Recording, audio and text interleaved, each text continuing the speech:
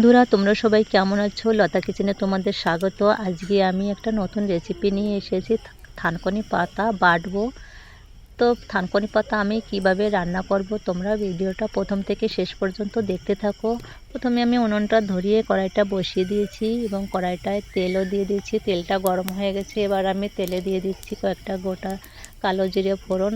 থানকুনি পাতা খেতে খুব ভালো লাগে আর প্রত্যেকেরই খাওয়া উচিত। থানকুনি পাতা খুবই উপকারী একটা শাক। এবার আমি দিয়ে দিচ্ছি কয়েকটা গোটা জিরে, এবার দেবো কয়েকটা রসুন। এগুলোকে একটু আমি হালকা ভেজে নেব। একটু আমি নেড়ে চেড়ে নিচ্ছি। আর থানকুনি পাতা এমন একটা জিনিস, তরকারিও খাওয়া যায়, ভাজা বাটা তোমরা যেভাবে পারো সেভাবে খেয়ে নিও। থানকুনি পাতার উপকারের কোনো শেষ নেই। আমার তো খুবই ভালো লাগে। আর এভাবে রান্না করলে না বাচ্চা থেকে পুরো সবাই খায়। তো দিয়ে দিচ্ছি কয়েকটা কাঁচা লঙ্কা। লঙ্কাটা তেলের উপর দিলে ফুটতে পারে, তাই আমি একটু ফুটো ফুটো করে চিড়ে দিয়েছি যাতে চোখে মুখে না আসে। একটু নেড়ে চেড়ে নিয়েছি। এবার থানকুনি পাতাটা আমি দিয়ে দিচ্ছি। তো আমরা চাইলে থানকুনি পাতাটা একটু কেটে ছোটো করেও নিতে পারো। আমি দেখো ডাঁটা শুদ্ধ নিয়েছি। তো এভাবে একটু হালকা নেড়ে চেড়ে নিই। একটু নাড়লেই দেখো শাকটা কমে যাবে। দেখো আমার শাকটা একটু সিদ্ধ হয়ে গেছে। এবার আমি দিয়ে দেবো 1 চামচ মতন লবণ।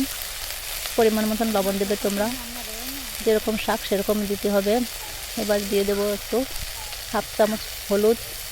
এগুলো দিয়ে আমি এবার ভালো করে নেড়ে চেড়ে মিশিয়ে নেব। তো দেখো শাকটা আমার একদম কমে গেছে। বেশি একদমও ভাজবো না আর একদমও কাঁচা থাকবে না, সেভাবেই আমি ভাজবো আর ভেজে আমি নামিয়ে নেব। তো দেখো আমার ভাজাটাও হয়ে গেছে। এবার আমি নামিয়ে নেব। দেখো একদম কম হয়ে গেছে, কতটুকুন ছিল আর কতটুকুন হয়ে গেছে। তো আমি একটা শিলনোড়ায় বেটে নেব। আমি প্রথমে একটা বাটিতে নামিয়ে নিচ্ছি। তো বাটিতে নামিয়ে নিয়েছি। দেখো আমি নামিয়ে নিয়েছি বাটিতে। এবার বেটে নেব শিলনোড়ায়। তো আমি শিলের উপর ঢেলে দিচ্ছি।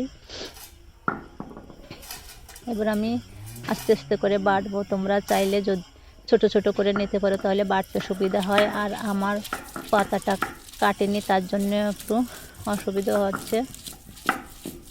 আমার বাটতে একটু সময় লাগবে বেশি। দেখো একটু ডাটা ডাটা রয়েছে, এগুলোকে একটু বেশি সময় ধরে বাটতে হবে, তাহলে ঠিক হয়ে যাবে। কোনো ব্যাপারই না, তোমরা যেভাবে ভালো পারো সেভাবেই কেটে নেবে, তাহলে বাটতেও সুবিধা হবে।